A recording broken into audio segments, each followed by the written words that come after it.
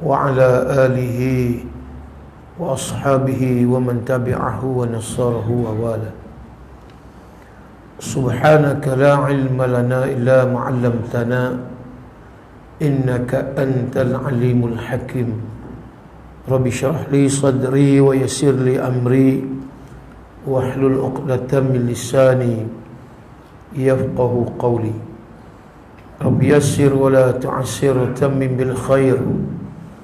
رب أدخلني مدخل صدق وأخرجني مخرج صدق واجعل لي من لدنك سلطانا نصيرا. أما بعد، قال الله تعالى في كتابه العزيز بعد أعوذ بالله من الشيطان الرجيم: لقد كان لكم في رسول الله أسوة حسنة لمن كان يرجو الله واليوم الآخر وذكر الله كثيرا. Sesungguhnya kata Allah, bagi kamu pada diri Nabi SAW itu ada suri tauladan, contoh ikutan yang terbaik, yakni bagi mereka yang mengharapkan pertemuannya dengan Allah dan juga mengharapkan rahmat daripada Allah, dan mereka yang banyak mengingati Allah. Sadaqallahul Azim. Surah Al-Ahzab ayat 21.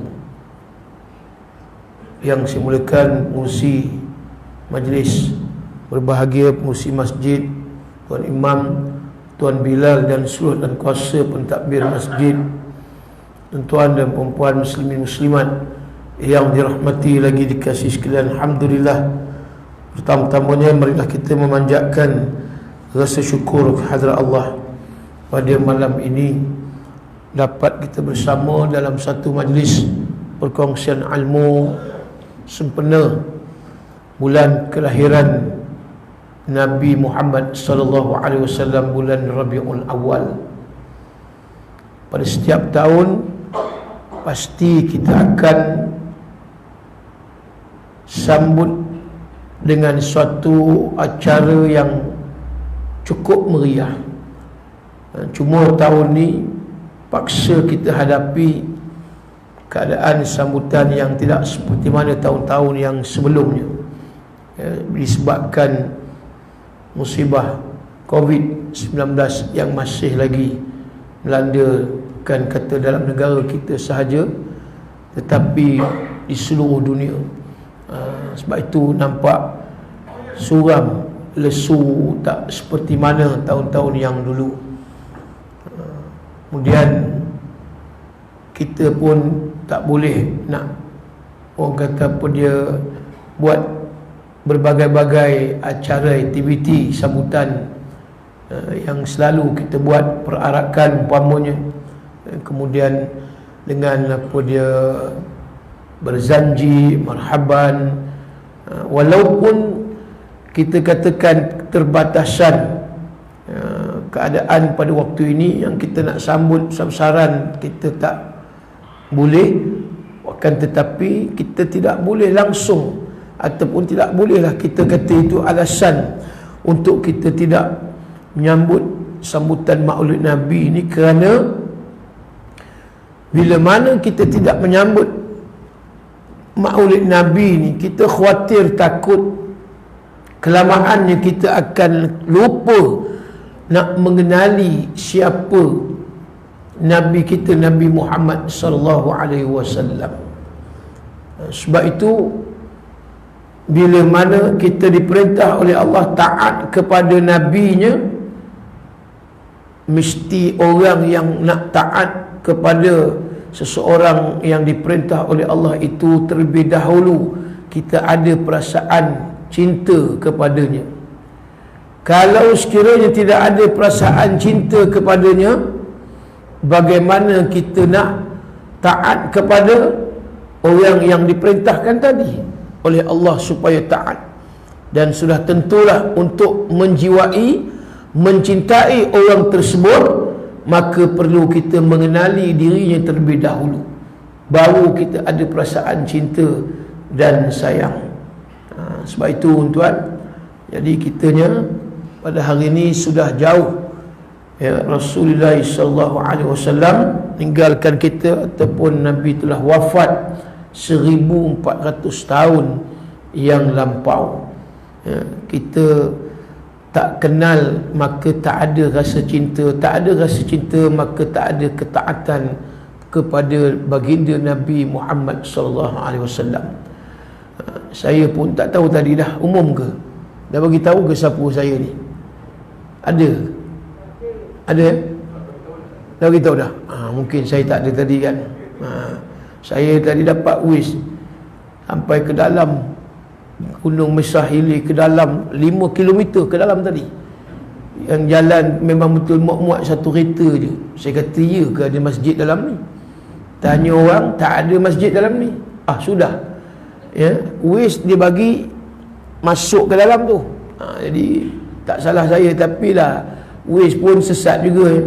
Itu makna dunia pun sesat juga ya. Akhirat besok tak tahulah kita macam mana tuan-tuan. Tapi walau bagaimanapun, alhamdulillah sampai jugalah ya, di Masjid Baitur Rahman, Masjid Ar-Rahman Gunung Mesahili yang indah ni ya. Ala-ala masjid di tanah padang pasir pun ada ni kan. Macam di Arab pun ada mereka bentuknya, nampak baru ni, dan kehadiran pun nampak alhamdulillah tak kurang 3,000 ada nampak ni. Tu masuk jin dengan mereka yang hadir, alhamdulillah. Nampak muslimat lagi ramai ni daripada muslimin ni. Di akhir zaman tuan-tuan memang ramai orang perempuan daripada lelaki. Itulah Nabi kata yaqilar rijal wa yaksuran nisa. Ramainya orang perempuan dengan lelaki. Nabi kata waktu nak kiamat nanti hatta yakuna khamsin mar'atun qaim wahid. Nabi kata satu orang lelaki 50 perempuan. Beberapa tahun dulu yang dibuat kajian orang perempuan 15, lelaki seorang. Tapi bila hampir kiamat ramai lagi 50 perempuan dan seorang lelaki. Jenuh kita nak kahwin. Seorang tak cukup, 2 orang tak cukup, 3 orang, 4 orang. Banyak lagi balance ni. Tu nak cerita dia. Lepas tu ramai juga orang perempuan sekarang tak kahwin-kahwin. Yang bujang dara pun ramai tak kahwin. Yang ibu tunggal pun sian. Itu pakat-pakat kita tolonglah seorang sikit. Lebih kurang gitulah tuan. Ya, marah pula orang perempuan malam ni. Ini belum start mukadimah lagi kan. Dan pengurusi kata tadi isyak berhenti ataupun azan, kemudian sambunglah berapa lama sikit kan. Biarlah kita jarang jumpa ni, pertama kali ni. Elok kita habis malam ni pukul 12. Itu nak cerita dia. Kalau ceramah setengah jam ni rasa macam tak ada ceramah kan. Dia tak apalah, sesekala kan. Kalau kita nak ikut sangat Covid ni, memang kita tak terikut. Macam shopping kompleks pun tak ada orang SOP sangat pun. Berimpit-rimpit juga kan. Kita tengok kadang-kadang pemimpin-pemimpin kita pun tengoklah macam-macam, yang itu, yang ini dan yang di Sabah lagi dan sebagainya. Jadi bila maulid Nabi ni, kita kata tak apalah, kelonggaran sikit lah.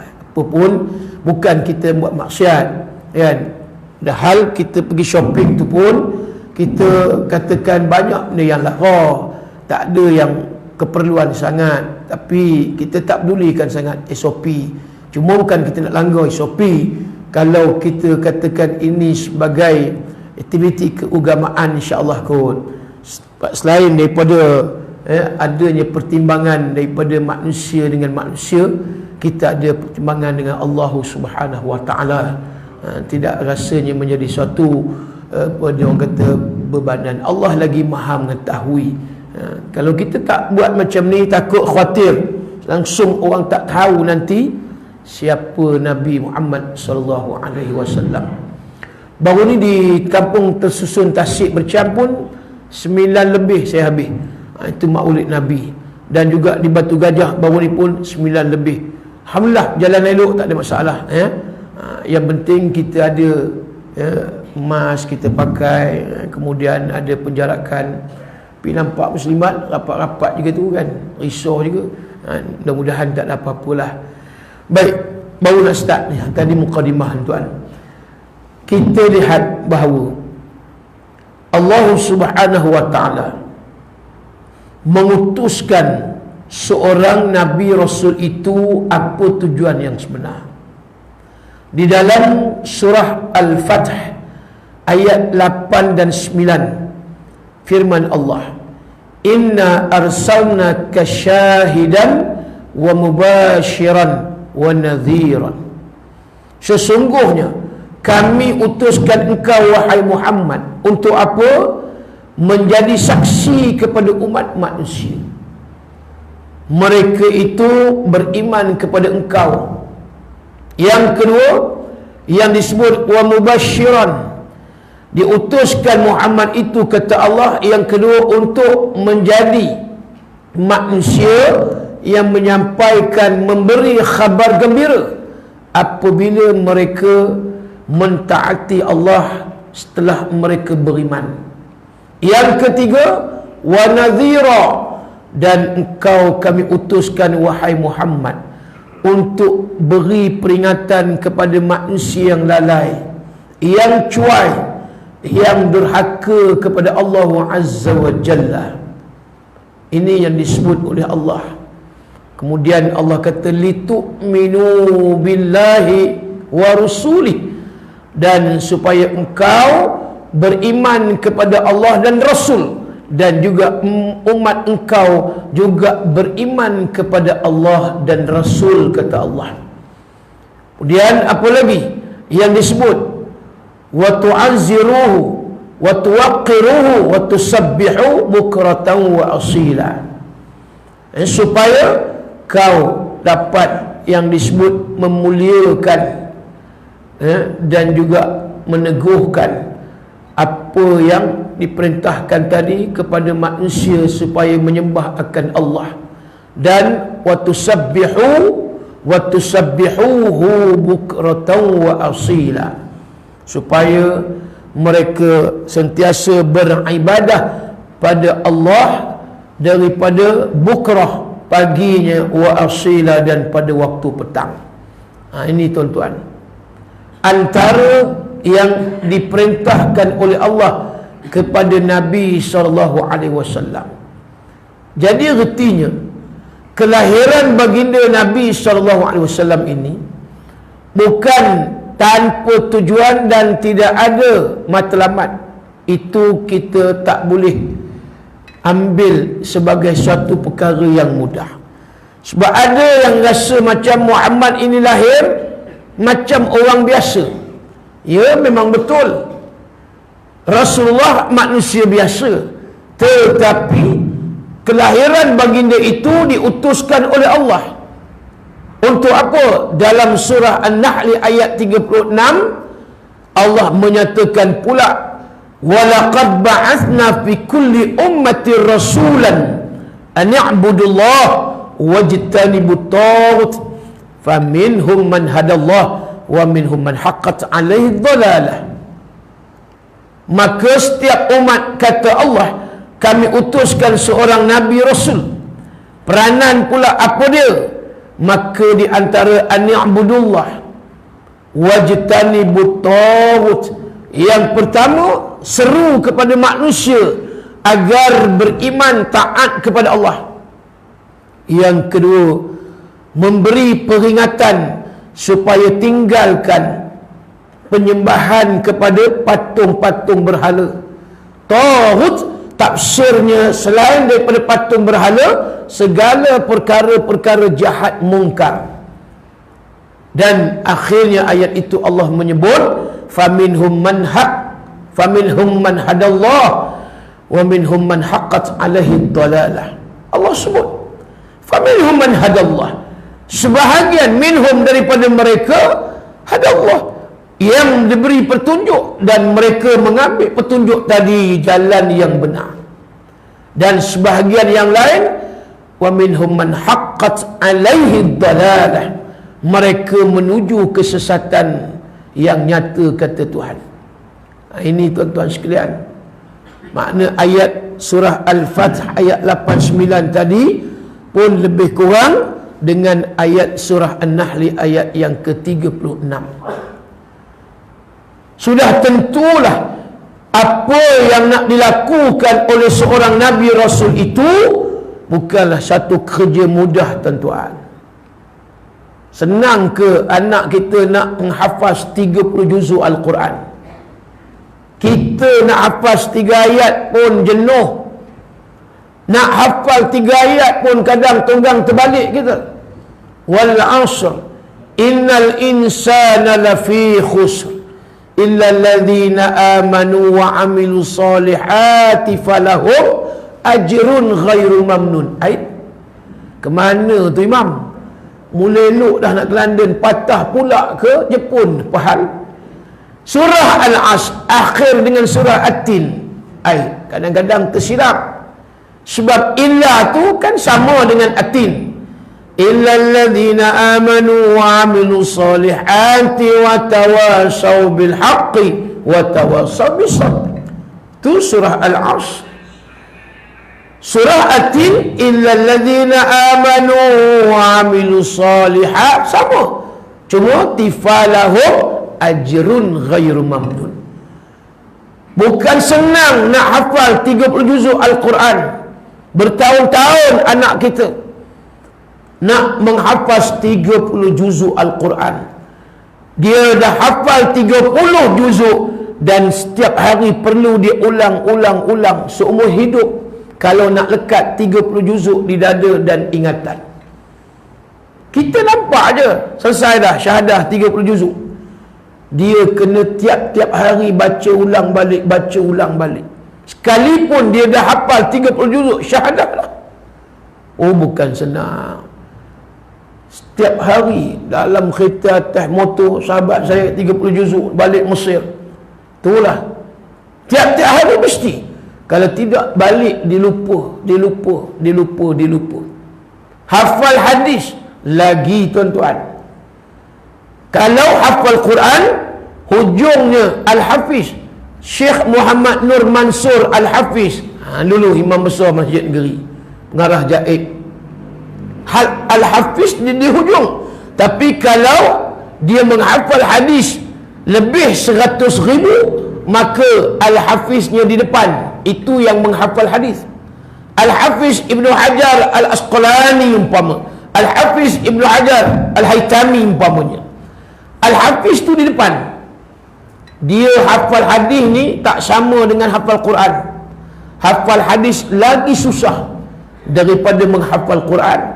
Quran macam mana pun kita tahu dia satu jalan aja daripada Alif Lam Mim sampailah habis surah An-Nas, surah Fatihah sampai surah An-Nas. Dan kaedah dia adalah kita ambil daripada atas bawah dan Quran yang sama. Jangan tukar-tukar. Yang kalau menghafal 30 juzuk nak semudah ingat atas bawah. Dia tak lari ke mana. Ayat itu ayatnya. Kalau Baqarah itulah 286, Yasin itulah 83 ayat, Waqi'ah itulah 96 ayat. Tapi kalau hadis, Allah, bukan senang nak ingat. Bayangkan Imam Bukhari 1 juta hadis yang dihafal. Bayangkan Imam Muslim 800,000 hadis yang mereka hafal. Kita dengar pun entahlah. Kalau malam ni saya bagi hadis yang paling pendek, tahun depan kot ada rezeki jumpa tanya balik, ingat ke tak ingat, tak tahulah ni. Ini kira paling pendek lah ni. La darara wala dirara. Macam boleh hafal. Mula-mula tu nampak boleh lagi. La darara. Bila wala dirara. La darara wala dirara. Huruf sama baris je bertukar. Belum tentu tahun depan boleh ingat. Mula je kot mungkin Ustaz saya cuba try. La darara. Nak teruskan tu benda pula Ustaz. La darara. Baru 2 kalimah aja. La darara wala sudah wala tidur. Tidur je lah. Tu nak cerita dia. Hafal hadis ni susah. Tu yang Nabi kata apa dia? Man hafiza ala ummati 40 hadisan min amri diniha ba'asa Allah yaumil qiyamah fi zumratil fuqaha wal ulama. Hadis sahih. Barang siapa, kata Nabi, yang hafal daripada hadis aku 40 hadisan min amri diniha, 40 hadis daripada urusan agamaku, kata Nabi, maka ba'athallahu bil qiyamah, dia akan dibangkitkan pada hari yaumul ba'th, hari kebangkitan, makna hari kiamat, bersama, kata Nabi, fi zumratil fuqaha wal ulama. Dia bangkit bersama dengan fuqaha, dengan ulama. Imam Syafi'i, Imam Maliki, Hambali, Hanafi, Imam Ghazali. Ni yang kita akan bersama dengan mereka besok di hari kiamat bangkit. 40 hadis. Oh ya, kalau boleh lagi 100 hadis, boleh lagi 1000 hadis. Allahu Akbar. Ulama Lubuk Merbau hari Selasa ni ceramah Maulid Nabi di Masjid Lubuk Merbau, Kuala Kangsar. Saya ceramah hari Selasa ni, tempat kelahiran Syekh Muhammad Idris bin Abdul Rauf Al-Marbawi. Tengok, dia menulis kitab Bahrul Madhi yang ada 22 jilid. Di dalam kitab itu himpunan hadis Sunan At-Tirmidzi. Berapa banyak ada hadis yang ada di dalam tu? Tak kurang ada 5,000 hadis. Nampak Syekh Marbawi bawa. Macam mana nak ingat 5,000 hadis? Kita 40 hadis pun belum tentu. Mengaji kitab Matan Arba'in Nawawi tu, ya, kitab Riyadus Salihin, Al-Azkar, apa lagi, kitab 40 hadis penawar bagi hati, 40 hadis peristiwa akhir zaman. Belum tentu, tuan-tuan, kita boleh hafal. Belajar boleh, maknanya sekurang-kurang kita tak hafal, kita belajar khatam 40 hadis tu pun mudah-mudahan tergolong daripada kalangan daripada kalangan mereka yang dibangkitkan nanti di hari kiamat sama dengan fuqaha ulama. Mudah-mudahan. Tapi kalau kita tak belajar langsung, macam mana? Ini nak nyebutnya bahawa, tuan-tuan, bukan senang kita nak mengajak, menyeru manusia ke jalan kebenaran. Sebab penentangan itu pasti ada. Daripada satu tahap ke satu tahap. Mula kita baru belajar, okey lagi, naik lagi, tinggi lagi martabat kita. Dulu tak pernah pun tahajud. Bila sekarang dah sambut Maulid Nabi, Isra' Mi'raj, kemudian apa lagi, awal Muharram, Hijrah dan sebagainya, kita pun mula dah bertahajud. Tengok datang gangguan ujian macam mana. Oh, kuat dia datang. Dan mula kita rajin dah ke masjid. Orang kampung kata semajid. Dah mula datang ke semajid. Datang nak berkuliah, nak belajar ilmu agama. Ujian lagi datang kuat. Lagi datang kuat. Macam-macam dugaan ujian. Sebab kalau tak ada ujian, tak ada lazat. Maknanya bila ada ujian, dia ada kelazatan, istilazat ta'ah. Maknanya kelazatan dalam perkara mentaati perintah Allah. Memang begitu. Dia mesti ada ujian, baru sedap. Makan durian orang Gopeng. Sebab tak ada musim durian ni. Ketidak bau durian Gopeng ni.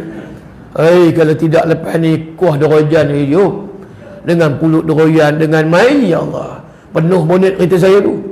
Bila tak ada musim ni, tak apalah, qada lah lepas ni. Musim durian esok, jemput lagi tuan, insya-Allah. Itu tajuknya, tajuk ceramah kita esok, iaitu nikmat durian. Tu kan. Itu. Jadi nak ceritanya, makan durian kan tangan ni, bila kopik durian, darah. Itu sedap. Kalau dah masuk dalam polisterin, makan macam tu dah, nikmat tu kurang. Jadi bila kita buka kobak, kata orang kobak, orang Kampung Gajah sebut kobak, sebab bapak seorang Kampung Gajah. Bila kobak durian tu, kena pula duri tajam dekat pula dengan ni, dengan isi kuku, apa ni, isi ni jari ni, dia berdarah. Oh, yang tu kita kata tak sakit, sebab tengok nikmat tu lagi yang tu yang lagi sedap. Jadi begitu. Kita pergi Mekah buat haji.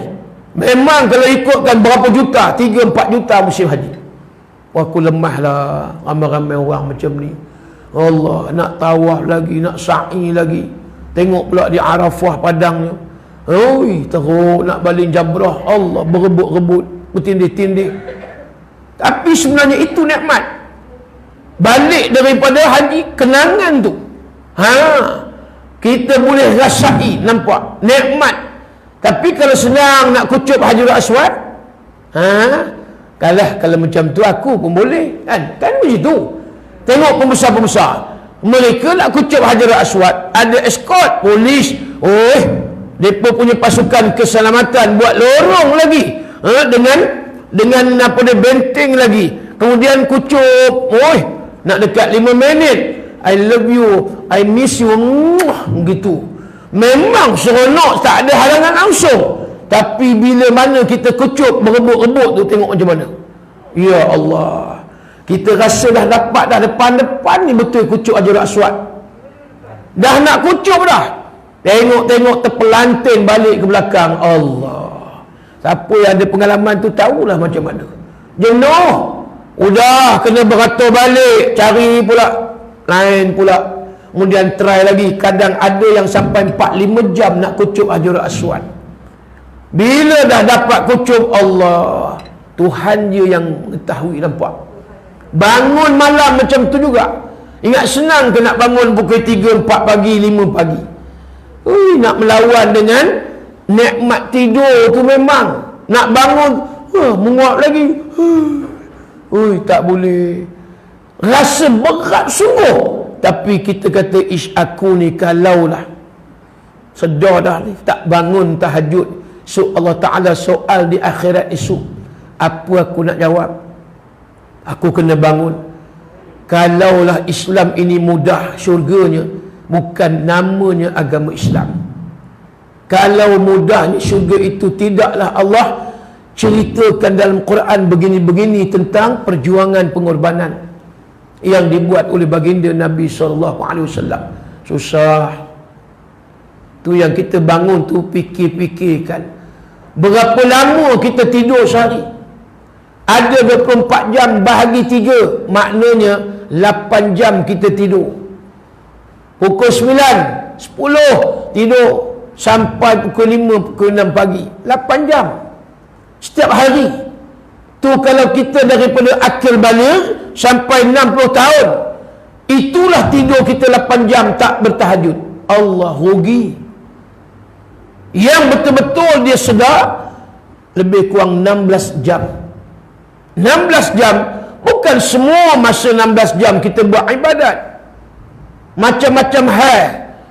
Semayang berapa minit sangat, nampak?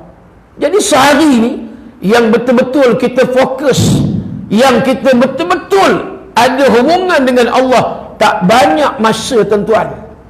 Senang begini, ambil pula lagi umur 60 tahun. 1/3 daripada 60 tahun, 20 tahun. 20 tahun kita tidur. Bayangkan, itu kira tidur rasmi tu. Tidur tak rasmi, jangan ceritalah. Lepas subuh, boom. Lepas zuhur, lagi kuat ujian ibu-ibu ya. Lepas sembahyang zuhur, tuan-tuan nak wirid subhanallah 33 kali. Mula-mula elok subhanallah, subhanallah, subhanallah. Sudah masuk yang keempat, sebelah. Daripada subhanallah jadi sebelah. Masuk yang ketujuh, boleh belah. Tidur habis. Itu yang kita nak lawan tu, mata. Terutama tadi selepas zuhur nak wirid, malam putih lagi lah. Itu yang kita tidur ni, tidur tak rasmi berapa lama. Tidur hak rasmi 8 jam. Tidur dalam kuliah, itu tu saya cerita lagi. Maknanya hidup kita banyak tidur, betul. Sedangkan Nabi amat sedikit masa Nabi tidur, berjaganya Nabi. Ya Allah, dah bangun tu Nabi tak tidur dah. Lepas subuh Nabi tak tidur, baca Quran, wirid, zikir sampai duha. Nabi bukan duha 2 rakaat, Nabi duha 8 rakaat. Kebiasaan tu. Dan tahajud malamnya 13 rakaat, termasuk witir. Tak banyak ustaz ya? Bukan tak banyak. 1 rakaat Nabi tahajud, Nabi boleh habis satu surah. Macam boleh buat. Jenuh kita. Bayangkan satu rakaat tahajud 286. Kita boleh jugalah satu rakaat Baqarah habis Fatihah, Bismillahirrahmanirrahim, Alif Lam Mim, Allahu Akbar. Wih, 3 huruf aja dah rukuk. Baqarah juga katanya. Nak tengok macam mana Nabi satu rakaat satu surah. Rakaat kedua udah surah An-Nisa pula kat 200 ayat. Nampak? Ini cara Nabi solat. Sebab itu disebut bila mana Aisyah tengok suami dia, bang, bukankah abang ni maksum? Dosa tak ada. Kalau ada pun segera Allah ampuni kesilapan. Dan apa jawab Nabi? Sebab Aisyah tengok sampai bengkak kaki, hatta tawaramat qadamat, sampai bengkak kaki Nabi semayang malam, belum lagi yang fardu. Nabi pun jawab, afala akun abdan syakura. Tidakkah aku ni, wahai Umairah, Aisyah isteri aku yang ku sayangi, tidakkah aku ini nak menjadi hamba yang bersyukur? Nabi jawab, dia nak jadi hamba yang bersyukur. Walaupun diampuni dosa dah, tak ada dosa apa benda pun Allah ampuni, Allah beri kemaafan. Tapi Nabi nak menunjukkan diri dia, nampak orang yang paling banyak bersyukur kepada Allah, Rasulullah lah tuan-tuan. Tak ada manusia yang paling banyak bersyukur, Nabi. Dalam suatu keadaan di bulan Ramadan, Allah uji Rasulullah. Bayangkan puasa Nabi dengan Aisyah. Hari pertama sahurnya airnya air sejuk. Ni macam malam ni lah. Apa benda lah air yang saya dapat ni. Tengok juga ni. Oh, air sama. Drinking water. Air minuman. Kotlah malam dapat kopi Radix Mais Cawan. Tak ada nampak ni kan. Kot tongkat Ali ginseng pun ada jadilah. Tapi tak apalah. Saya baru sampai daripada Kuala Lumpur ni kan. Tapi tak apalah, sihat lagi ni, boleh tahan lagi. Tak minum ni kira tak dahaga lagi tuan-tuan. Inilah air yang Nabi minum waktu sahur dengan isterinya Aisyah, ibu-ibu sekalian. Makan, jangan tanya ada ke kanji. Orang Perak sebut kanji. Orang KL, bukan KL, KL, ngada bunyi orang KL sebut. Orang mana ni? Orang KL. Iya je geli bulu ketiak tengok. Ya, orang KL tak sebut KL. KL ni macam orang kampung bunyi. Tak, dia sebut KL. KL. Orang KL, mereka sebut bubur lambuk. Jangan tanya bubur lambuk. Jangan tanya kuih limah. Kalau sebut sana kuih pelita. Bukan ada pelita pun. Tapi tak tahu mana dapat kuih pelita. Kita kuih limah. Limah pun kita tak tahu datang daripada mana. Kan? Orang Rawa sebut ke limah? Lain ya. Saya bukan orang Rawa ni. Kan? Kemudian apa lagi? Karipap, jangan tanyalah. Ya. Mi goreng basah, jangan tanya. Mutabak, tak ada makan-makan yang macam ni, tak ada. Melainkan inilah, ada sebiji buah tamar yang Nabi ketika itu ambil buah tamar sahur ni, bisyiqin tamrah. Nabi koyak sikit, kemudian bagi Aisyah sikit, Nabi ambil sikit, baki simpan pula untuk berbuka. Bukan 2 biji, bukan 3, sebiji, dan bukan masuk terus sebiji mulut dah, dikoyak-koyak ni. Kita nak kata makan ke, isap ke, ataupun kemam, dalam bahasanya macam tu. Derita sengsara, nampak ujian Allah. Terima je lah. Dan berpuasalah Nabi hari pertama. Sampailah maghrib, berbuka. Apa air? Tak ada. Tongkat Ali, CNI ginseng tak ada. Kemudian kopi Arabica, susu kambing tak ada. Ya, kemudian apa lagi? Ya, macam-macam hari ni, kopi jantan, kopi janda. Kita lah, kalau Kedah dia ada kopi larat. Larat memang larat sungguh lah bila minum tu. Kita macam tu lah. Nabi tak ada. Azan ke? Azan okey.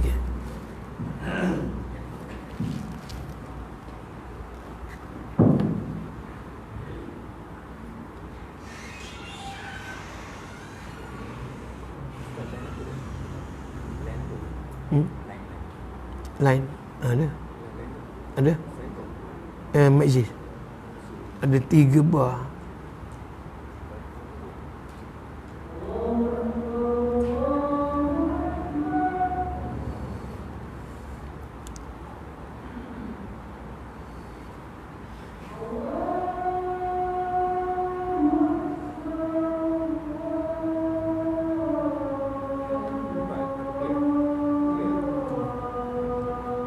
Tak juga turun-turun 2 kanan 3 2 bar 3 bar 2 bar.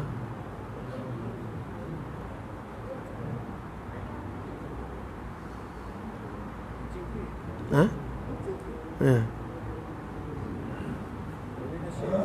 Ha? Ya. Oh.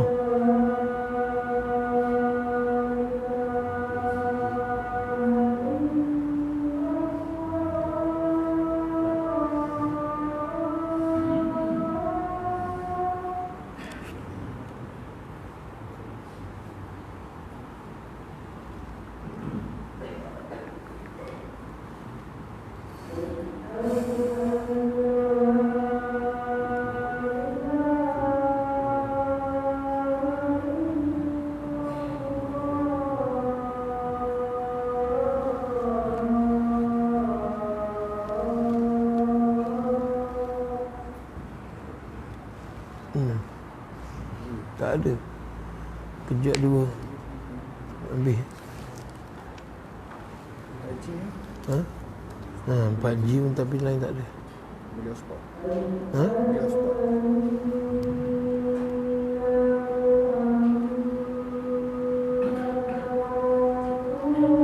Tak ada langsung kan? Ha? Macam ni kan? Tekan ni. Oh dah tak buka Bluetooth. Kena Bluetooth je? Ha? Yalah. Bukan ni. Ha? Pakai USB ke? Sekejap, Bluetooth. Bluetooth kan? Ni.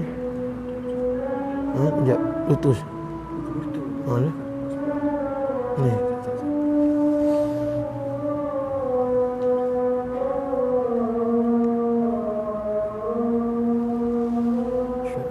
Tak ada line ni. Tak ada line. Oh. Tak ada live lah.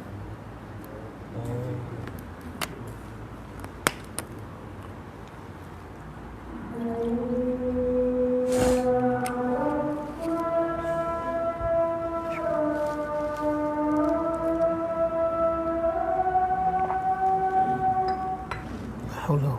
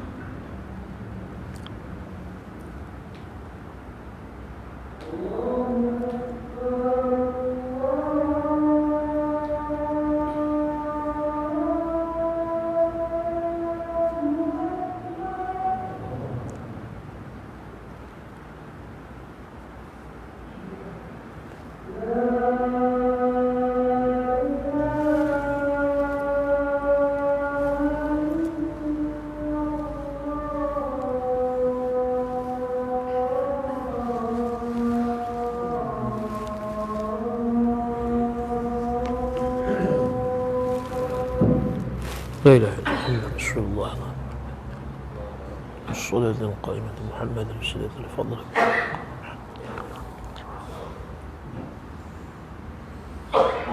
Muslimin muslimat yang dirahmati Allah sekalian. Jadi Nabi pun meneruskan puasanya pada hari pertama tadi, langsungnya berbuka. Dan berbukanya inilah airnya air sejuk. Dan baki sebiji kurma tadi dibelah lagi, koyak lagi. Bagi Aisyah sikit dan Nabi makan sikit. Berlarutanlah hari yang kedua, sama juga.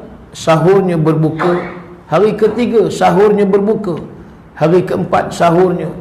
Baki semakin sedikit daripada sebiji buah kurma. Allah uji. Selepas waktu zuhur, Aisyah hampir pengsan kerana terlalu lapar dan dahaga. Lalu kata Zaid bin Harisah, anak angkat Nabi, meriwayatkan hadis menyatakan, ketika itu Nabi SAW mengadu kepada Allah, Allahumma laka ashku min ju'il wal atash fa'at'amni ma indak. Ya Allah, aku merayu kepada engkau wahai Allah, isteri aku hampir pengsan, longlai, terlalu lemah kerana tak ada apa nak dimakan diminum pada bulan puasa. Sahur berbuka sampai dah hari keempat.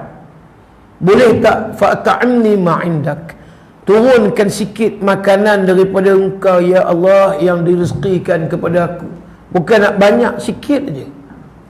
Lalu kata Zaid, pada waktu itu bumi bergegar, naik debu-debu berterbangan, menandakan bumi pun kenal siapa dia Nabi. Cuba bayangkan, Nabi ini manusia yang azim, yang disebut afdalu khalqillah, manusia yang sebaik-baik ciptaan makhluk daripada Allah Subhanahu wa taala. Yang kedua, wa akrama khalqillah, semulia-mulia ciptaan makhluk Allah.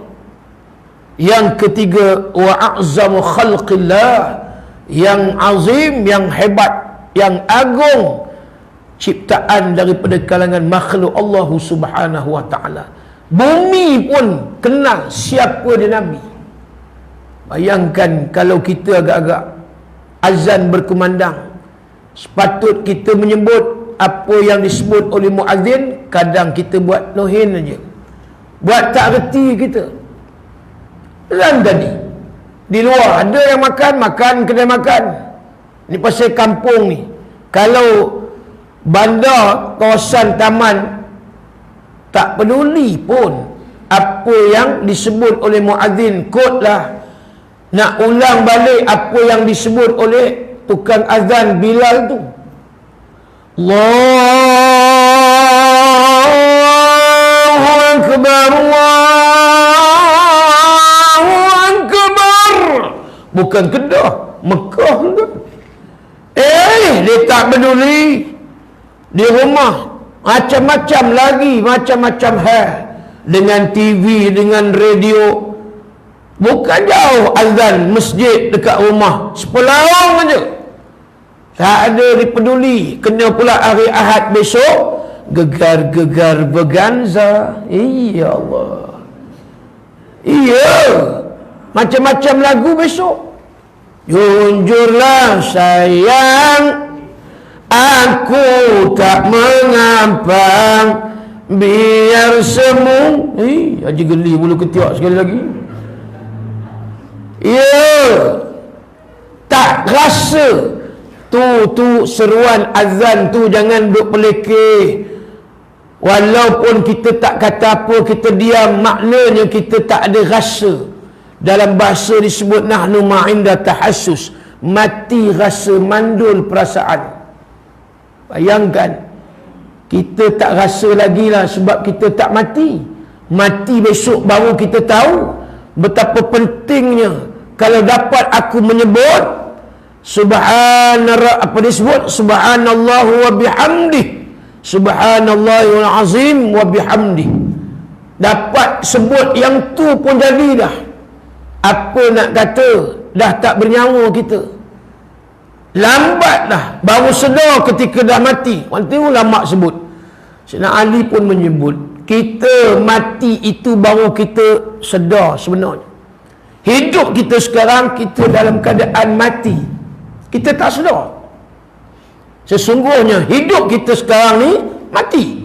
Dan bila mati, baru kita sedar. Sedar pada hakikatnya. Apa yang kita boleh buat, tak boleh buat dah. Semua tinggal kenangan dah. Sebab itu masa yang berlalu sejarah, masa sekarang ni yang kita punya, kan datang belum tentu. Tu yang kita kena berebut. Tiap-tiap hari kita kena sedarkan diri kita, tuan-tuan dan perempuan. Diri saya pun macam tu juga. Setiap minggu ada ijtimak mingguan. Semalam Jumaat diperingatkan oleh khatib imam, ittaqullah, ittaqullah, usikum wa iyaya bitaqwallah faqad fazal muttaqun. Khatib pun pesan pada diri dia supaya bertakwa kepada Allah, dan jemaah yang dengar pun begitu juga. Setiap minggu tak cukup, kita kena hari-hari. Nampak? Begitulah, dalam setiap kali solat ada tahiyat awal, dan ada yang tak ada tahiyat awal, tahiyat akhir sahaja. Subuh tak ada tahiyat awal. Dalam tahiyat, maka rukun qauli yang terakhir, tahiyat akhir itu adalah asyhadu alla ilaha illallah. Itu kalimah antara. Maknanya kita sentiasa memperbarui kita punya iman. Kalau semata-mata satu waktu solat tak cukup, dua waktu tak cukup, 5 waktu, tu pun nak kena tambah lagi dengan solat sunat. Tak boleh kita kata cukuplah aku sekadar fardu. Sunat mana? Mana yang kata sembahyang sunat? Sebab itu jangan kita tinggalkan solat sunat.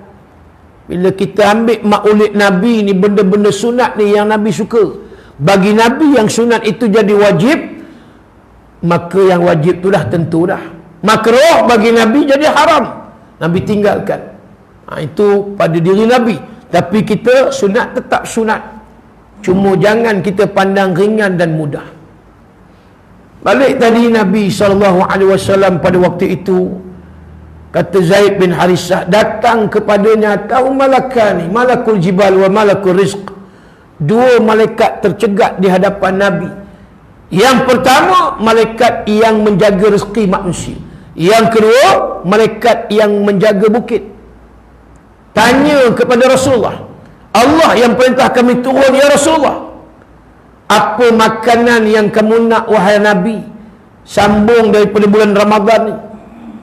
Pagi sahurnya apa yang kamu nak, malam maghrib buka puasa iftar, apa yang kamu nak makan? Bagi tahu je.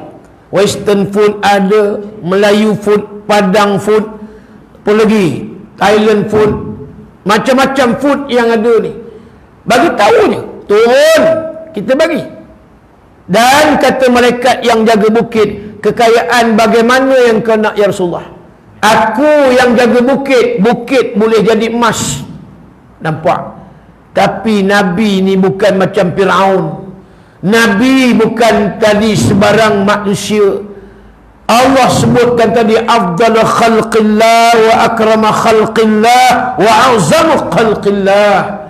Manusia yang hebat, yang sebaik-baik makhluk yang dicipta oleh Allah.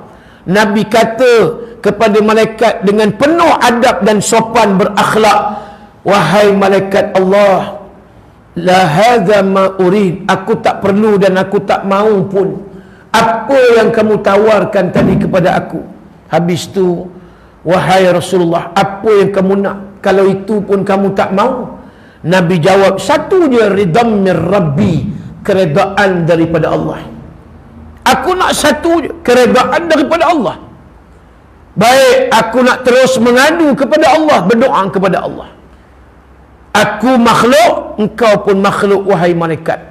Nabi pun mengadu kepada Allah, ya Allah, berilah satu hari aku dapat makanan dan satu hari lagi aku berlapar. Bila aku dapat makanan, fal yawmal ladzi ashba' ashkurullah. Ini yang disebut tadi, afala akunu abdan syakura. Nabi nak jadi orang, manusia yang sebanyak-banyaknya bersyukur kepada Allah. Bila ashba', aku dapat makan kenyang, aku syukur kepadamu ya Allah. Fal yawmal ladzi aj'in atadra ilaik. Bila aku ju', maknanya lapar, aku boleh mengadu kepadamu ya Allah, puasa. Ini yang Nabi minta. Kalau kita lah agak-agak dengar suara macam tu, Mika yuk nak makan apa? Agak-agak reta banyak mana Mika nak emas berapa kilo? Takkan kilo 18 tan. Contohlah, kita ni kalau ada benda lah yang bisik di tepi telinga kita ni, tak tahulah apa yang kita tak nak. Semua. Tapi Nabi nampak menjadi orang yang paling bersyukur, tuan-tuan. Allah uji macam tu pun tak ada Nabi resah. Allah uji seteruk ujian macam tu pun ada Nabi membantah lawan Tuhan sikit tidak. Tu yang kata sifat Rasulullah maulid Nabi. Kita tak dapat nak menyamai, nak menandingi. Boleh kita jadi ikutan tadi. Laqad kana lakum fi Rasulillahi uswatun hasanah. Pada diri Rasulullah itu ada ikutan tauladan. Kita tak boleh nak sama. Kita boleh ikut mana yang kita boleh ikut. Sabarnya Nabi.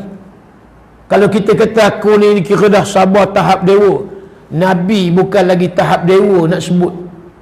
Tak ada orang yang dapat menyamai kesabaran yang ada pada diri Nabi, tuan-tuan.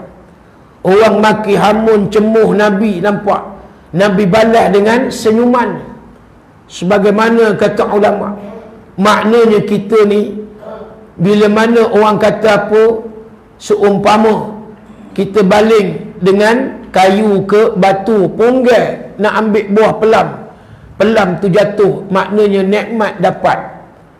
Diberi dengan sesuatu kecaman tapi dapat nikmat. Tengok, kita nak kena jadi macam tu, tapi bukan senang.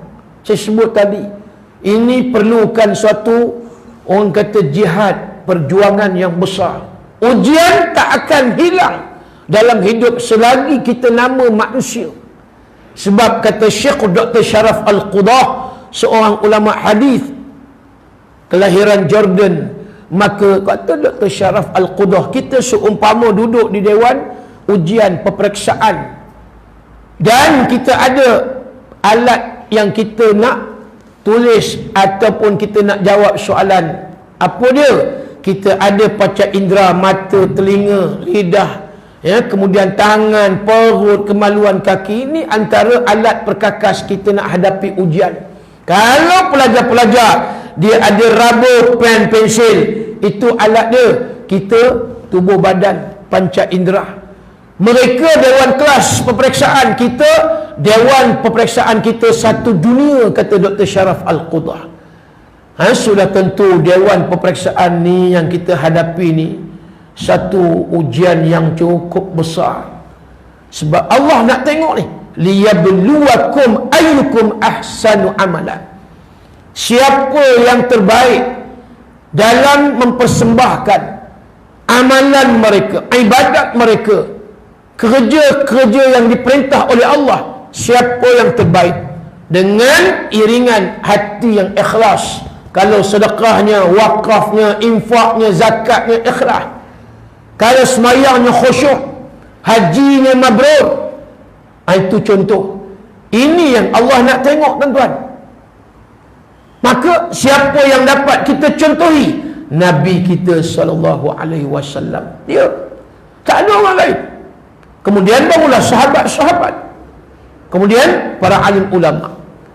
Ini yang kata kelahiran Nabi ni mencetuskan suasana yang cukup mulia. Manusia ni pegang pada Nabi, mulialah dia. Tapi bila mana manusia jauh dengan Nabi, nampak apa yang berlaku? Hidupnya cempera, kata orang Kedah. Tonggang langgang, tonggang terbalik. Anak habis, tonggang terbalik. Mak bapak tak semayang, habis, tonggang terbalik. Keluarga habis, rosak. Tu betapa pentingnya semayang. Waktu Nabi nak wafat, Nabi sebut solat, solat, solat. Sebab Nabi tahu bukan senang umat aku ni nak semayang.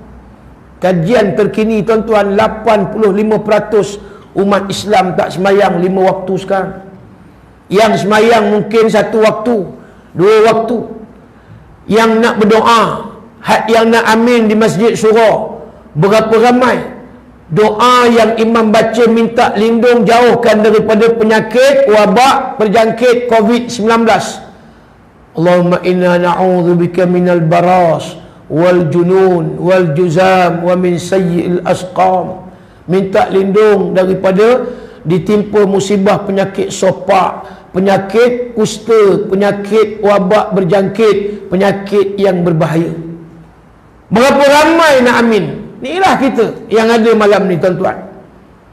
Berapa ramai pula yang nak berdoa? Sebabkan sembahyang tu doa, solat maknanya doa. Kalau 15% saja yang sembahyang 5 waktu, maka macam mana doa kita nak diangkat oleh Allah? Tak kuat. Daripada 10 juta, bayangkan 80% tak sembahyang, 8 juta tak sembahyang 5 waktu. Lingkungan 2 juta yang sembahyang, yang berdoa, yang aminkan doa daripada imam.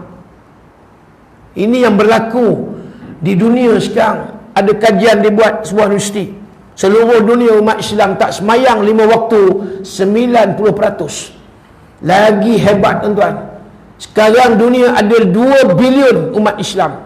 90% daripada 2 bilion. Berapa bilion pula yang tak sembahyang? Berapa peratus yang sembahyang? Jumlah bilangan. Kerana itu hari ini bila mana Nabi kita dihina, tuan-tuan. Penghinaan terhadap Rasulullah oleh pemimpin Perancis bermula daripada seorang guru yang menghina Nabi, berjangkit kepada pemimpin, mengiktiraf pula penghinaan yang dibuat oleh gurunya di Paris, dan guru tu pun dibunuh, dipenggal kepala. Kemudian sekarang nampak pemimpin Perancis pula menyatakan Islamlah punca krisis yang ada di seluruh dunia hari ini. Nampak? Ini mulut tak diinsurun sungguh, kita kata.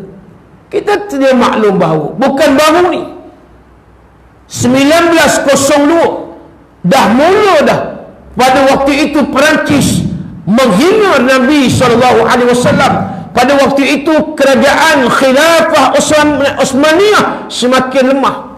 1902 pada waktu itu hampir dah nak jatuh kerajaan Khilafah Osmaniyah.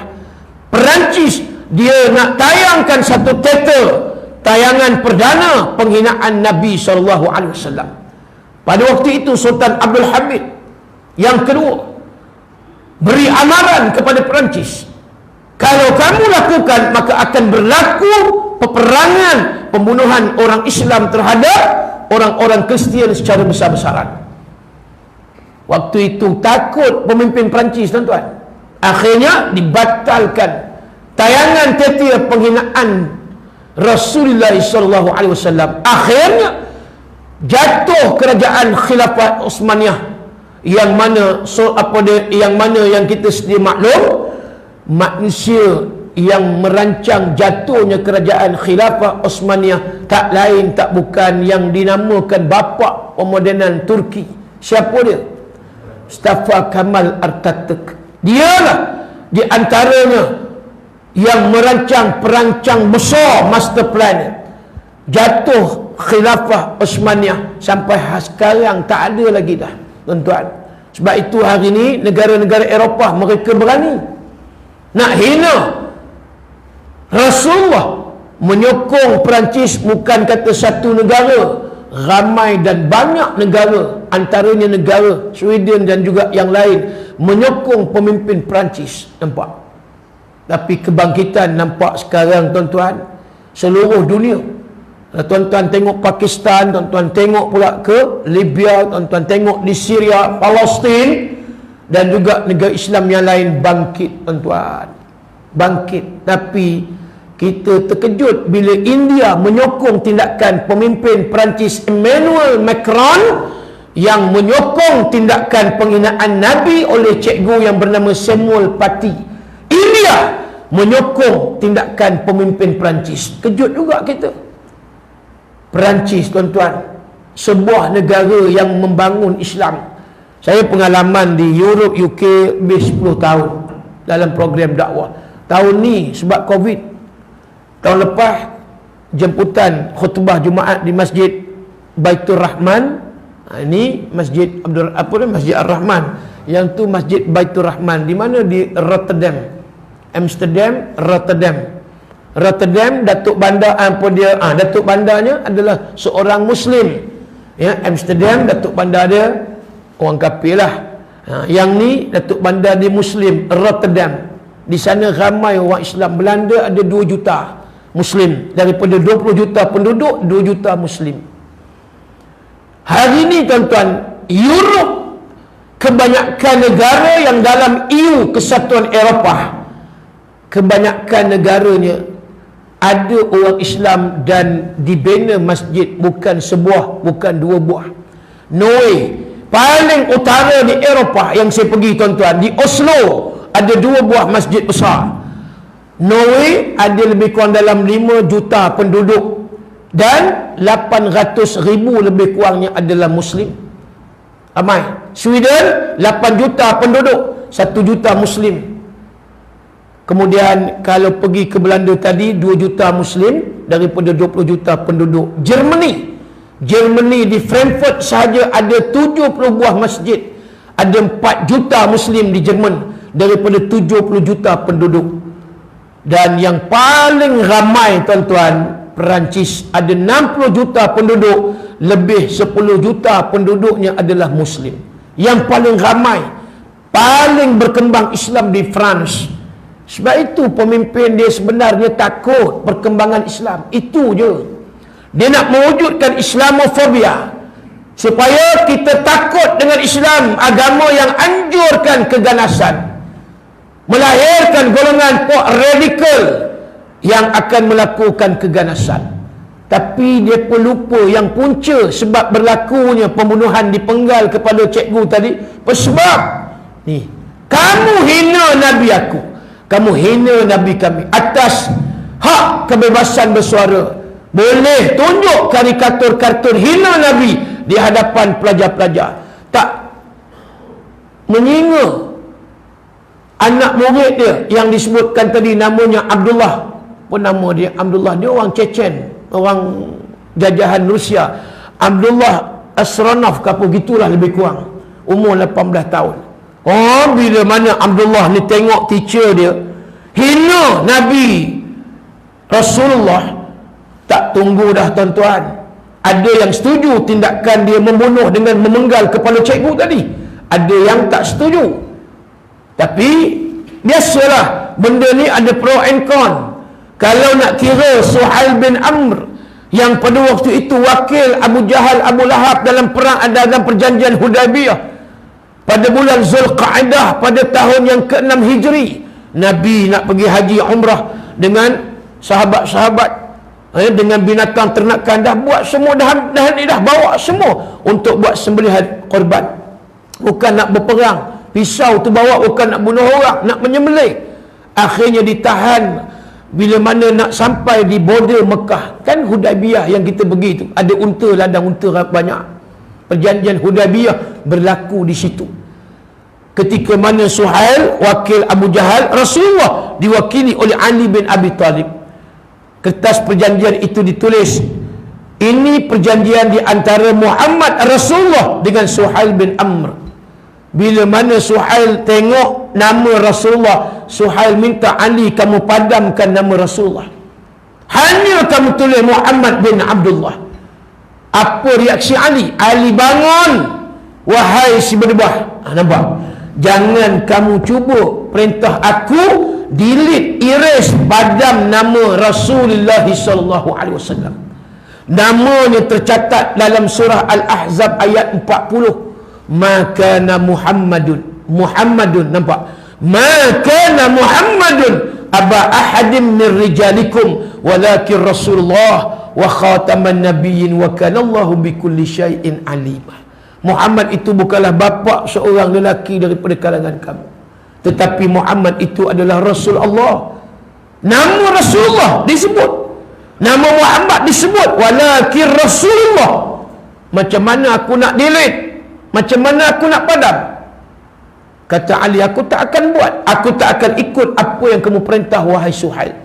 Ali bangun, hanya mempertahankan nama je tuan-tuan. Belum lagi orang. Kalau nak sebut perang Uhud berlaku pada 7 Syawal tahun yang ketiga Hijri. Kita dengar nama di antara 10 sahabat Nabi dijamin syurga ghairul hisab wal azab. Di antara yang kelima selepas Khalifah Rashidin Abu Bakar, Umar, Uthman, Ali. Selepas Ali yang kelima syurga tanpa hisab, tanpa azab adalah Talhah bin Ubaidillah bin Uthman bin Amr bin Ka'ab. Talhah bin Ubaidillah siapa dia? Seorang anak remaja 16 tahun memeluk Islam. Maknya yang bernama Sya'bah binti Hadrami, dia tak Islam. Bagaimana akhirnya Islamnya Talhah bin Ubaidillah diseksa oleh mak dia sendiri. Keluarga kerabat dia tak suka dia masuk Islam. Ringkas cerita, 16 tahun dia Islam, dia hijrah dengan Nabi jadi seorang muhajir. Panjang cerita Talhah yang Nabi gelar sebagai syahid hayy, seorang yang syahid tetapi masih hidup berjalan di atas muka bumi. Oh, hebat tuan-tuan. Dia di antara 10 sahabat syurga tanpa hisab, tanpa azab. Baik, dalam perang Uhud, Talhah bin Ubaidillah punya jasa dia kepada Nabi. Waktu Nabi nak panjat satu batu di Jabal Uhud pada waktu itu dalam keadaan cemas, kekalutan. Kan waktu itu ya, tentera-tentera Islam terpaksa berundur. Kerana apa? Mereka telah menguasai Jabal Rumah di depan Jabal Uhud. Khalid ibn Walid, Abu Sufyan bin Harbi dan seumpama dengan. Pada waktu itu kecoh lah. Sebab tentera-tentera Islam mereka tersilap langkah, cepat sangat turun. Belum Nabi bagi arahan, mereka nak ambil harta rampasan perang, namanya ghanimah. Saya ringkaskan lagi, ketika itu Nabi pun nak mundur, nak cari tempat yang selamat.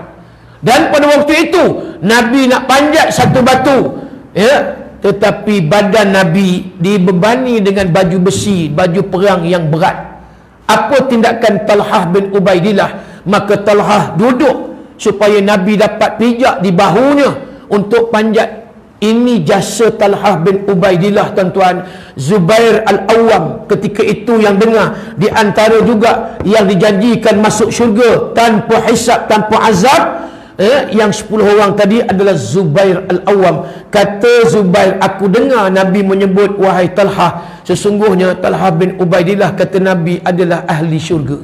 Tuan-tuan, tak seronok ke tuan-tuan, tubuh badan dapat dipijak, walaupun kaki yang memijak tubuh badan. Allah, cukup beruntung Talhah bin Ubaidillah. Itu yang pertama, jasa kepada Nabi. Yang kedua, ketika mana dalam keadaan yang cukup cemas, ketika itu Nabi dilindungi oleh 11 orang daripada tentera-tentera medan Uhud, tentera Islam. Seorang je muhajir, yang lain orang Ansar. Muhajir tadi Talhah yang datang daripada Mekah. Maka yang lain cuba mempertahankan Rasulullah. Akhirnya gugur 10 orang, tinggal Talhah bin Ubaidillah. Dan dipeluk satu tangannya Rasulullah supaya tidak beri peluang musuh untuk menetak Nabi. Satu tangan lagi, pedang berada di tangannya. Dan ketika itu ditetak tangan Talhah bin Ubaidillah, Talhah tetap menjaga dan benteng perisai Nabi daripada dibunuh oleh pihak musuh. Diriwayatkan dalam sejarah perang Uhud ada 79 tikaman tetakan yang kena pada diri Talhah bin Ubaidillah, semata-mata untuk menjaga dan membentengi Nabi daripada ditikam oleh musuh. Tuan-tuan, ini namanya Talhah bin Ubaidillah. Tak bagi badan Nabi disentuh oleh musuh, tak bagi dicederakan tubuh badan Nabi oleh musuh-musuh pada waktu itu. Nampak? Kita hari ini belum tentu tuan-tuan. Orang duk kalut di seluruh dunia, negara Arab hari ini bantah, kemudian bersolidariti, menunjukkan bantahan. Kita minta Presiden Perancis Macron tadi memohon maaf kepada seluruh umat Islam yang ada di dunia. Kita nak sampai macam tu. Boleh boykot.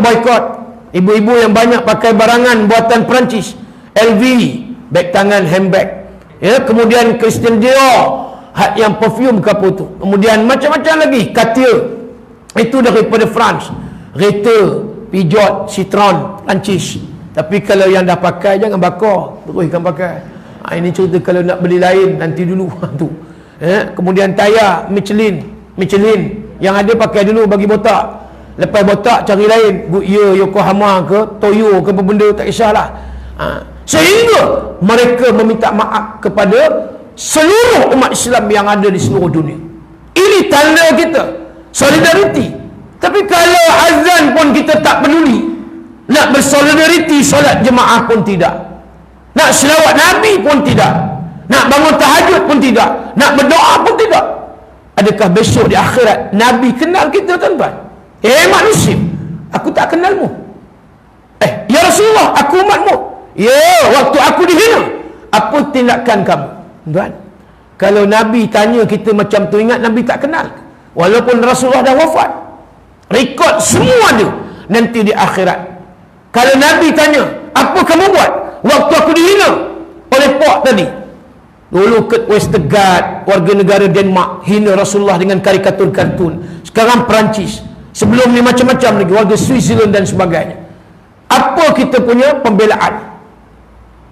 Nampak? Bila kita menung-menungkan balik, takut Nabi tak kenal kita, tuan-tuan. Kalau ambil bahagian muslimat, ibu-ibu sekalian, seorang wanita muslimat di zaman Rasulullah, namanya Samira binti Qais. Samira binti Qais, dia jumpa Nabi, ya Rasulullah, aku nak bersama, nak berserta dalam peperangan yang kau berada nanti di medan perang, ya Rasulullah. Aku nak jadi junnah perisai, supaya engkau tidak ditembusi dengan anak panah ataupun tombak lembing daripada musuh. Cuma Nabi kata, wahai Samira, kamu seorang wanita, ada tugas-tugas khas yang nak diberikan, dan kamu tak boleh berada di depan frontliner. Tapi kata Samira, ya Rasulullah, aku ada dua orang anak yang berlainan bapa, Nu'man bin Abdul Amr, yang kedua Salim bin Al-Haris. Aku nak jadikan dua anak lelaki sebagai galang ganti. Aku tak boleh pergi ke depan, tak apa, dua anak lelaki aku ni aku nak letak di depan, nak jadi perisai membentengi engkau, ya Rasulullah. Baik, Nabi pun negeri setuju. Dalam peperangan tersebut, maka dikhabarkan, ya Samirah, sesungguh dua anak engkau mati terbunuh dalam medan perang. Apa kata Samirah? Aina Rasulullah? Di mana Rasulullah? Adakah Nabi masih hidup? Ya, Nabi masih hidup. Bawa aku berjumpa dengan Nabi Rasulullah. Maka jumpa Nabi, dia tak tanya pun di mana jenazah mayat anak dia, macam mana mereka lakukan pembunuhan tu, kejam ataupun tidak. Dia tanya mana Nabi, tuan-tuan. Lalu ketika itu dia tengok Nabi di depan. Derita aku, kekecewaan aku, kesedihan aku semakin hilang bila aku melihat nadi engkau masih lagi berdenyut, ya Rasulullah. Aku melihat engkau masih lagi bernyawa hidup di depan aku, ya Rasulullah. Ini contoh ibu-ibu sekalian, wanita solehah yang mana dia minta tadi nak duduk di depan frontliner, tetapi tak diizinkan. Dia nak tengok hanya Nabi masih hidup ataupun tidak. Ini bukti kecintaannya kepada baginda Nabi SAW.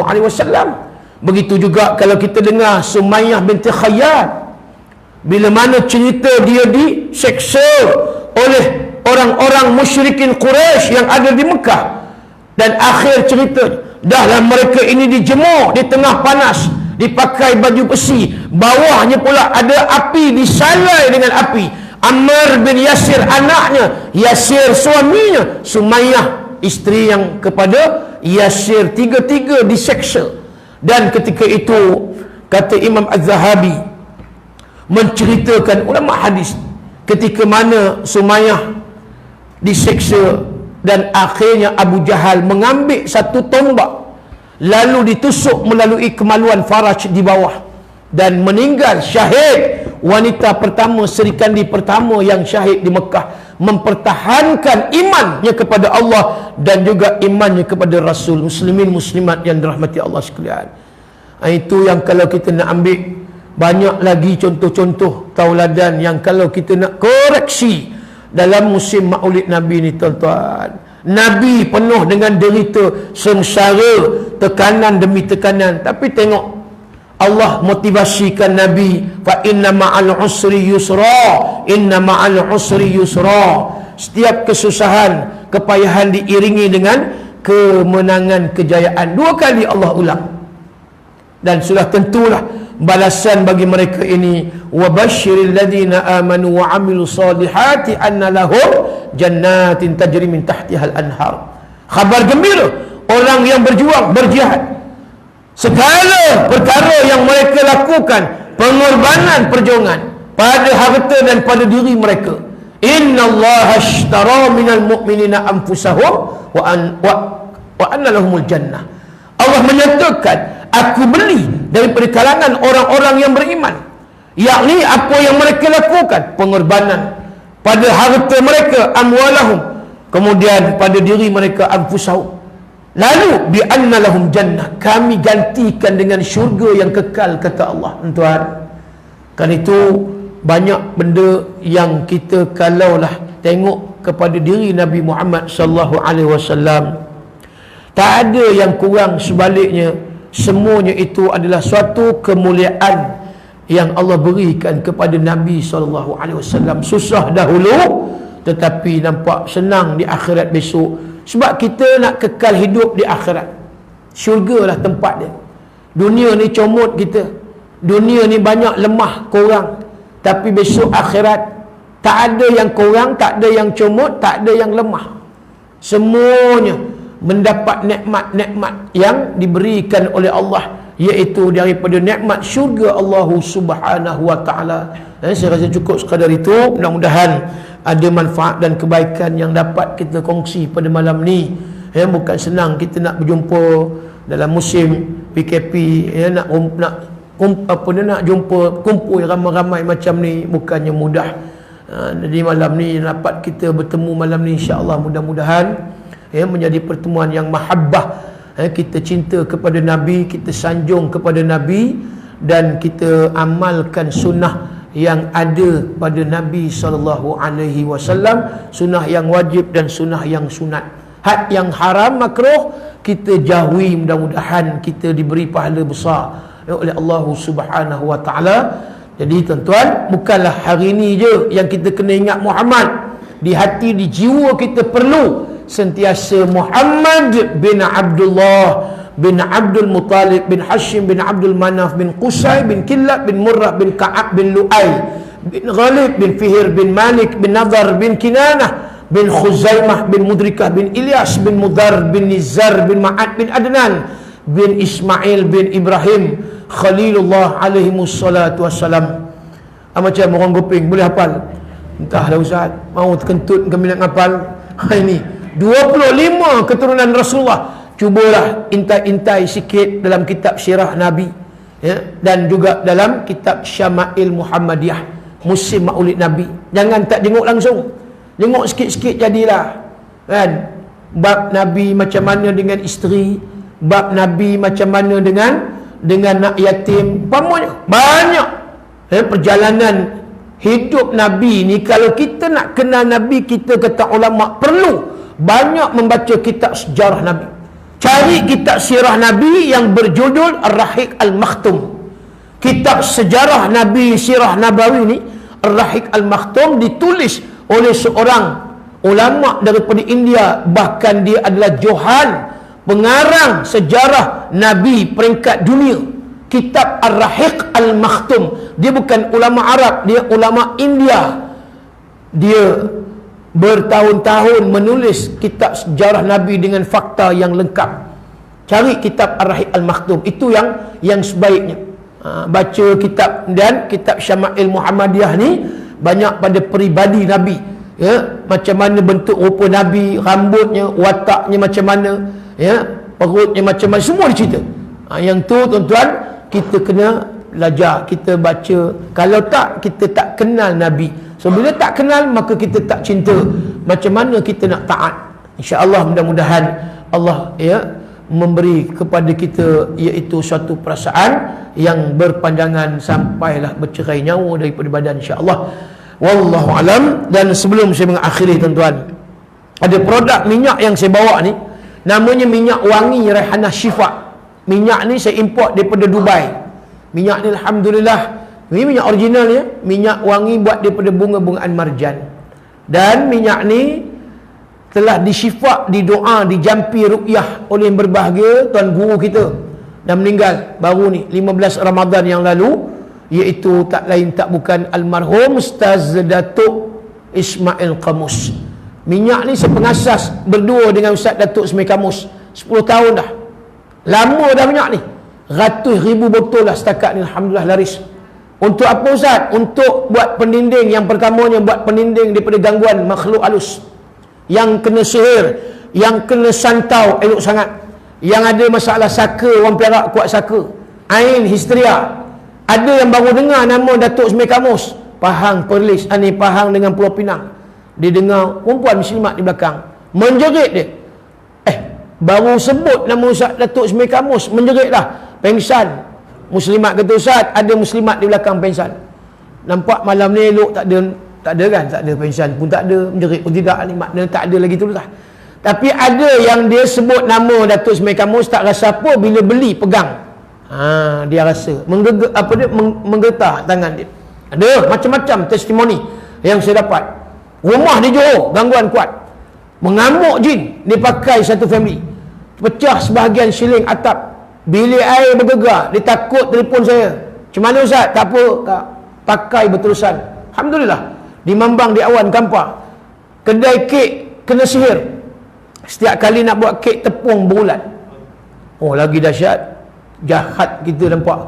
Orang Melayu ni kadang dengkinya, ya Allah. Apa dia dengki tak tahu. Nak buat kek Ustaz, tepung berulat. Dia beli mula 4 botol. Dia hubungi saya sebulan pakai. Alhamdulillah, dia kata tepung dah tak bulat Ustaz, elok naik kek gebu macam kulit akak pula. Alhamdulillah laka rezeki akak ni. Tu nak cerita dia. Kemudian dia nak 50 botol. Itu dengan izin Allah, alhamdulillah. Ada di Penggalan, busung perut besar, 3 hari pakai, izin Allah elok. Ustaz Kazim 10 botol beli.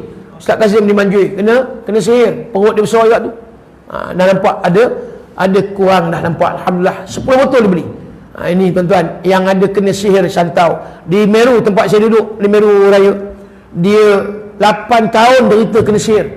Diminum baru ni, dia beli 4 botol diminum. Minyak ni boleh minum kalau dalaman 2-3 titik masuk dalam air suam, santau, sihir, elok minum. Dan bila minum muntah, keluar bahan-bahan sihir daripada dalam badan. Dengan apa dia, yalah, dengan izin Allah lah. Nampak dah ya, semakin pulih. Udah nak baru ni 50 botol dia nak lagi, alhamdulillah. Itu tuan-tuan, cuba ikhtiar lah. Yang tu untuk yang gangguan. Ada yang tak boleh tidur setahun, pakai minyak ni elok, alhamdulillah boleh. Bukan setakat tidur, berdengkur lagi. Itu mudah-mudahan. Yang kedua, untuk anak-anak. Ini yang degil, yang melawan mak ayah, susah suruh sembahyang, tak nak sembahyang, suruh ngaji tak nak, masjid pun tidak. Cuba mandikan kak, ibu sekalian. Sebotol ni buat 3 kali mandi, kan? Kalau tak boleh juga, rendam dengan betul-betul sekali dengan anak sekali, senang. Mudah-mudahan tu ya. Apa dia? Ada nanti dulu, ada lagi nanti badan ni. Ada lagi, nanti nak sebut. Tapi tak ada dah sampai 1000, insya-Allah. Ya. Dan bila mana apa dia anak ni yang degil tadi dan sebagainya, mak bagi tahu, alhamdulillah Ustaz, bila mandikan calik sesini badan dekat ubur nak tidur dan sebagainya, pergi sekolah dah tak menangis. Itu antaranya lah. Dan juga untuk anak kecil yang kerap menangis siang malam, cukup bagus. Di Indonesia minyak ni sampai dah seluruh negara, Sabah, Sarawak, Brunei, Singapura, ke Indonesia, ke Eropah. Dah sampai dah tuan-tuan. Banyak dah minyak ni. Dengan izin Allah, 1 jam dia menangis di Indonesia ni, di Jakarta. Pakai minyak ni serta-merta diam, tak menangis dah. Bukan setakat anak. Kalau mak anak tengah malam 12 malam menangis sebab nak gelang mas tak dapat, cincin mas tak dapat, ya, isteri kata, suami kata tak ada duit, yang menangis isteri, calipkan minyak ni insya-Allah. Dengan mak pun tak menangis dah, mudah-mudahan. Tu. Dan berita baik untuk yang belum jodoh. Manalah tahu pun ada malam ni belum jodoh, ataupun ada anak yang lewat umur, tak kahwin-kahwin lagi. Mandikan minyak ni, ya, banyak sikit lah. Sebotol ni buat 3 kali mandi. Belilah 10 botol. Testimoni pertama orang Terengganu, 10 tahun dulu. Kemudian orang Selangor, dan macam-macam lagi lah. Yang tu yang belum jodoh dah jodoh dengan izin Allah. Malam ni siapa yang dah jodoh nak jodoh sekali lagi, itu pun dialu-alukan, ya. Kalau dah merenyam sangat, gatal tahap dewa, eloklah mandi minyak ni, insya-Allah, mudahan. Itu baik. Kemudian yang ketiga untuk suami isteri, ini pun banyak dah. Ada nak bercerai, tak jadi bercerai, alhamdulillah. Isteri mengandung, suami balik lewat, tengok anak pun tidak, balik 2-3 pagi, kadang tak balik. Pakai minyak ni ustaz, 6 botol dia beli, ya, kaki tangan apa dia majlis bandara Shah Alam, 6 botol dia lantak beli. Udah bagi tahu ustaz, suami akak tak keluar-keluar pula dari rumah akak pula, konsen tengok. Itu pun dia juga. Cubalah ikhtiar. Yang kalau jenis suami jenis tak nak balik, tak nak balik awal, ini minyak. Ada juga yang isteri dingin dengan suami, tengok tak boleh pegang, tak mau, jenuh ni, ya. Ada sahabat dia manjoi, jenuh mengejar, nak dapat seminggu pun bayar, tuan-tuan. Akhirnya beli minyak ni, sekarang dia pakai, dia pula lari, bini pula mengejar. Itu jadi siapa nak kejar laki bini malam ni boleh lah, insya-Allah. Jangan sampai tak bangun subuh, pagi esok dah lah. Itu di Cyberjaya, ini suami pula tak ada nafsu dengan bini, tidur atas, dia tidur bawah, jenis macam tu pula, langsung tak sentuh setahun lebih. Muda lagi derita, sian tengok akak ni, batinnya lah derita. Allah, dia pun beli dengan saya 2-3 botol, pakai seminggu. Dia hubungi saya, ustaz, alhamdulillah, akak urut daripada kepala sampai kaki suami akak. Bangun balik suami akak. Dah bangun, apa dia buat akak? Dia qadaknya balik. Setahun lebih, lega akak. Itu rezeki akak lah, alhamdulillah. Itu pun dia juga. Ada orang Singapura mati pucuk 6 tahun. Ni bukan bercubi boleh makan. Ini dengan izin Allah melompat balik orang tua tu, tuan-tuan. Ini yang banyak orang tanya ni, Allah, jenuh nak jawab.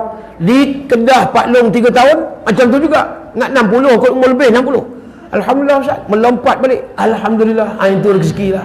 Itu cuba ikhtiar. Maknanya berkat kita bertabarruk, ambil berkat doa yang telah dibaca oleh almarhum Ustaz Datuk Ismail Qamus. Ini peninggalan ni, kira habis ni, habis.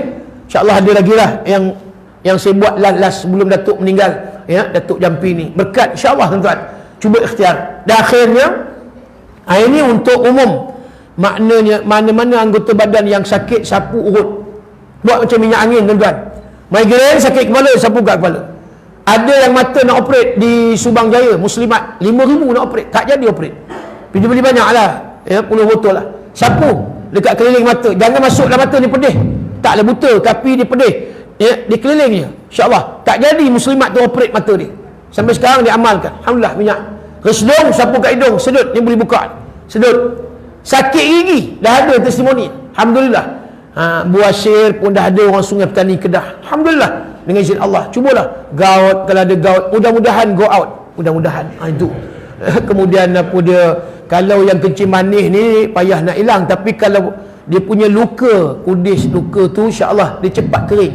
Ada yang dia kata, saya kena minyak panas, air panas, sapu ustaz, memang ajaib lah dia kata. Kenapa? Tak ada parut, cepat segera dia jadi kering, kemudian hilang. Saya tak sebut, dia kata minyak ajaib. Ada orang kata, ramai yang sebut minyak ajaib. Saya kata minyak Raihana Syifa, dia pun kata minyak ajaib. Itu tuan-tuan, masing-masing lah, ya, punya testimoni. Dia rasa macam tu, dia punya kelegaan, sembuhnya. Dan penagih dadah diperlih di Kedah. Ada yang penagih dadah suami diperlis, dah tak penagih dan tak tinggal solat, alhamdulillah. Dia alustar anak penagih dadah, mandikan, calik sini badan, insya-Allah, alhamdulillah elok. Di Sungai Siput ada separuh badan dia paralysis, lumpuh separuh badan, orang Sungai Siput. Dekat 20 botol dia beli. Itu dibuat urut, campur dengan minyak urut, alhamdulillah dah boleh berjalan dah.